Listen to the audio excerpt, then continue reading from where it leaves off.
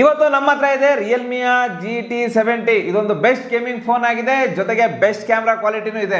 ಈ ಫೋನ್ಗೋಸ್ಕರ ಬಹಳಷ್ಟು ಜನ ವೆಯ್ಟ್ ಮಾಡ್ತಾ ಇದ್ದಾರೆ. ಅದಕ್ಕೆ ಈ ವಿಡಿಯೋದಲ್ಲಿ ಈ ಫೋನ್ನ ಅನ್ಬಾಕ್ಸಿಂಗ್ ಮಾಡ್ತಾ ಇದ್ದೀನಿ. ಹಾಯ್, ನಾನು ನಿಮ್ಮ Ravikumar from tech pro Kannada. ಈ ವಿಡಿಯೋ ಸ್ಟಾರ್ಟ್ ಮಾಡೋಕ್ಕಿಂತ ಮುಂಚೆ ನಮ್ಮ ಚಾನಲ್ನ ಸಬ್ಸ್ಕ್ರೈಬ್ ಮಾಡಿ, ಬೆಲ್ ನೋಟಿಫಿಕೇಶನ್ ಆನ್ ಮಾಡಿ. ಬನ್ನಿ ಈ ಫೋನ್ನ ಅನ್ಬಾಕ್ಸಿಂಗ್ ಮಾಡೋಣ. ಬಾಕ್ಸ್ ಓಪನ್ ಮಾಡ್ತಿದ್ದಂಗೆ ಡೈರೆಕ್ಟ್ ಆಗಿ ನಮ್ಗೊಂದು ಬಾಕ್ಸ್ ಸಿಗ್ತಾ ಇದೆ. ಈ ಬಾಕ್ಸ್ ಓಪನ್ ಮಾಡ್ತಿದ್ದಂಗೆ ನಮಗೆ ಸಿಮ್ ಎಜೆಕ್ಟರ್ ಟೂಲ್ ಸಿಗ್ತಾ ಇದೆ. ಆನಂತರ ಕ್ವಿಕ್ಕರ್ ಯೂಶುವಲ್ ಮ್ಯಾನ್ಯಲ್ ಡಾಕ್ಯುಮೆಂಟೇಶನ್ ಕೊಟ್ಟಿದ್ದಾರೆ. ಆಮೇಲೆ ಪ್ರೀಮಿಯಂ ಪೌಚ್ ಥರ ಇದೆ, ಪೌಚ್ ಚೆನ್ನಾಗಿದೆ. Good looking phone. ಆನಂತರ ನಮಗೆ 120 ವಾಟ್ಸ್ ಅಡಾಪ್ಟರ್ ಕೊಟ್ಟಿದ್ದಾರೆ. C2C ಕೇಬಲ್ ಕೊಟ್ಟಿದ್ದಾರೆ. ಈ ಫೋನ್ ಜೊತೆಗೆ ಒಂದು ಪ್ರೀಮಿಯಂ ಗ್ಲಾಸ್ ಹಾಕ್ಸ್ಕೊಂಡ್ರೆ ಸಾಕು, ಯಾವುದೇ ಎಕ್ಸ್ಟ್ರಾ ಕೊಳ್ಳೋ ಅವಶ್ಯಕತೆ ಇಲ್ಲ. ಈಗ ನಾವು ಈ ಫೋನ್ ಬಿಲ್ಡ್ ಮತ್ತು ಡಿಸೈನ್ ಬಗ್ಗೆ ಮಾತಾಡಿದ್ರೆ, ಈ ಫೋನ್ ನಿಮಗೆ ಬ್ಯಾಕ್ ನಲ್ಲಿ ಪಾಲಿಕಾರ್ಬನೇಟ್ ಜೊತೆಗೆ ಸಿಗ್ತಾ ಇದೆ. ಜೊತೆಗೆ ಇದರ ಫ್ರೇಮ್ ಕೂಡ ಪಾಲಿಕಾರ್ಬನೇಟ್ ಇದೆ. ಮತ್ತು ಈ ಫೋನ್ ನಿಮಗೆ IP69 ರೇಟಿಂಗ್ ಸಿಗ್ತಾ ಇದೆ. ಮತ್ತು ಈ ಪ್ರೈಸ್ ಪಾಯಿಂಟ್ ನಲ್ಲಿ ಇದು ಡೀಸೆಂಟ್ ಆಗಿದೆ. ಯಾಕಂದ್ರೆ ಈ ಪ್ರೈಸ್ ನಲ್ಲಿ IP69 ರೇಟಿಂಗ್ ಸಿಗ್ತಾ ಇದೆ, ಆದ್ರೆ ಇದರಲ್ಲಿ ಇಲ್ಲ. ಮತ್ತು ಈ ಫೋನ್ ನ ಬ್ಯಾಟರಿ ತುಂಬಾ ಲಾರ್ಜ್ ಆಗಿದೆ, ಆದ್ರೂ ಈ ಫೋನ್ ತುಂಬಾ ಸ್ಲಿಮ್ ಇದೆ ಮತ್ತು ಲೈಟ್ ವೇಟ್ ಫೀಲ್ ಆಗುತ್ತೆ. ಕೈಯಲ್ಲಿ ಹೋಲ್ಡ್ ಮಾಡಿದಾಗ ಸ್ಲೈಟ್ಲಿ ಭಾರ ಅನಿಸಬಹುದು, ಯಾಕಂದ್ರೆ ಇದರಲ್ಲಿ ನಿಮಗೆ ತುಂಬಾ ಲಾರ್ಜರ್ ಡಿಸ್ಪ್ಲೇ ಸಿಗ್ತಾ ಇದೆ. ಓವರ್ ಆಲ್ ಇದರ ಡಿಸೈನ್ ನನಗೆ ಇಷ್ಟ ಆಯ್ತು, ಇಶ್ಯೂ ಇಲ್ಲ. ಬ್ಯಾಕ್ ನಲ್ಲಿ ಡ್ಯೂಯಲ್ ಕ್ಯಾಮ್ರಾ ಸೆಟಪ್ ಸಿಗ್ತಾ ಇದೆ. ಇದರಲ್ಲಿ ನಿಮಗೆ 2 ಕಲರ್ ಸಿಗ್ತಾ ಇದೆ. ಈಗ ನಮ್ಮ ಹತ್ರ ಇರೋದು ಐಸೆನ್ಸ್ ಬ್ಲೂ. ಇನ್ನೊಂದು ಕಲರ್ ನೋಡೋದಾದ್ರೆ ಐಸೆನ್ಸ್ ಬ್ಲಾಕ್. ಇದರಲ್ಲಿ ನಿಮಗೆ ಯಾವ ಕಲರ್ ಇಷ್ಟ ಅಂತ ಕಮೆಂಟ್ ಮಾಡಿ ಹೇಳಿ.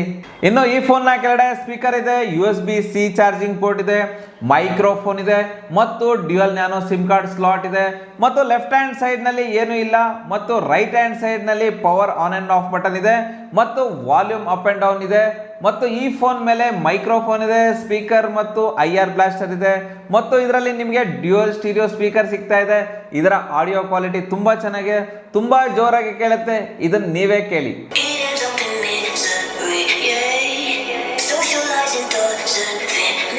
ಈಗ ಇದರ ಡಿಸ್ಪ್ಲೇ ಬಗ್ಗೆ ಮಾತಾಡೋಣ. ಈ ಫೋನ್ ನಲ್ಲಿ ನಿಮಗೆ 6.78 ಇಂಚಸ್ LTPO AMOLED ಡಿಸ್ಪ್ಲೇ ಸಿಗ್ತಾ ಇದೆ. 120 ಹರ್ಟ್ಜ್ ರಿಫ್ರೆಶ್ ರೇಟ್ ಇದೆ. ಇದು ನನ್ನ ಪ್ರಕಾರ ಸ್ಲೈಟ್ ಬಿಗ್ ಡಿಸ್ಪ್ಲೇ ಆಗಿದೆ. ಸಿಂಗಲ್ ಹ್ಯಾಂಡ್ ನಲ್ಲಿ ನೀವು ಈ ಫೋನ್ ನ ಯೂಸ್ ಮಾಡಕ್ ಸ್ವಲ್ಪ ಕಷ್ಟ ಆಗುತ್ತೆ. ಮತ್ತು ಇದರಲ್ಲಿ 6000 ನಿಟ್ಸ್ ಪೀಕ್ ಬ್ರೈಟ್ನೆಸ್ ಸಿಗ್ತಾ ಇದೆ ಮತ್ತು ತುಂಬಾ ಬ್ರೈಟ್ ಆಗಿದೆ. ಇಂಡೋರ್ ಮತ್ತು ಔಟ್ಡೋರ್ ನಲ್ಲಿ ತುಂಬಾ ಚೆನ್ನಾಗಿ ಕಾಣುತ್ತೆ, ಯಾವುದೇ ಕಷ್ಟ ಆಗಲ್ಲ. ಮತ್ತು ಇದಕ್ಕೆ ಗೊರಿಲ್ಲಾ ಗ್ಲಾಸ್ 7i ಪ್ರೊಟೆಕ್ಷನ್ ಸಿಗ್ತಾ ಇದೆ. ಇದರ ಬಿಲ್ಡ್ ಕ್ವಾಲಿಟಿ ನೆಕ್ಸ್ಟ್ ಲೆವೆಲ್ ಇದೆ. ಈ ಡಿಸ್ಪ್ಲೇ HDR ಗೆ ಸಪೋರ್ಟ್ ಮಾಡುತ್ತೆ. ಯೂಟ್ಯೂಬ್ ನಲ್ಲಿ HDR ವಿಡಿಯೋಸ್ ನ ನೋಡಬಹುದು. ವಿಡಿಯೋಸ್ ಅಲ್ಲಿ ಕಲರ್ಸ್ ಚೆನ್ನಾಗಿ ಬರುತ್ತೆ, ಡೀಪ್ ಬ್ಲಾಕ್ ಚೆನ್ನಾಗಿ ಕಾಣುತ್ತೆ, ಡೀಟೇಲ್ ಆಗಿ ಚೆನ್ನಾಗಿ ಕಾಣುತ್ತೆ. ಜಾಸ್ತಿ ಕಂಟೆಂಟ್ ನೋಡೋರಿಗೆ ಈ ಡಿಸ್ಪ್ಲೇ ಇಷ್ಟ ಆಗುತ್ತೆ. ಇನ್ನು ಇದರ ಪರ್ಫಾರ್ಮೆನ್ಸ್ ನ ನೋಡೋದಾದ್ರೆ, ಇದರಲ್ಲಿ ಡೈಮೆನ್ಸಿಟಿ 8400 ಮ್ಯಾಕ್ಸ್ ಪ್ರೊಸೆಸರ್ ಇದೆ. ಇದರ ಆಂಪ್ಲಿಟ್ಯೂಡ್ ಸ್ಕೋರ್ 16 lakh ಪ್ಲಸ್ ಇದೆ. ಇದರ ಪ್ರೈಸ್ ರೇಂಜ್ಗೆ ಇದರ ಆಂಪ್ಲಿಟ್ಯೂಡ್ ಸ್ಕೋರ್ ಚೆನ್ನಾಗಿದೆ. ಮತ್ತು 47% CPU ಥ್ರೋಟಲ್ ಇದೆ. ಈ ಫೋನ್ ಓವರ್ ಹೀಟ್ ಆಗಲ್ಲ, ಆದ್ರೆ ಸ್ವಲ್ಪ ವಾರ್ಮ್ ಫೀಲ್ ಆಗುತ್ತೆ. ಮತ್ತು ಇದರಲ್ಲಿ LPDDR5X ರ್ಯಾಮ್ ಇದೆ. UFS 4.0 ಸ್ಟೋರೇಜ್ ಕೂಡ ಸಿಗ್ತಾ ಇದೆ. ಮತ್ತು ಇದರ ಗೇಮಿಂಗ್ ಕಡೆ ಬಂದ್ರೆ, BGMI ನಲ್ಲಿ ಸ್ಮೂತ್ ಆಪ್ಷನ್ ನಲ್ಲಿ ಎಕ್ಸ್ಟ್ರೀಮ್ ಪ್ಲಸ್ ಗ್ರಾಫಿಕ್ ನಲ್ಲಿ ಆಡಬಹುದು.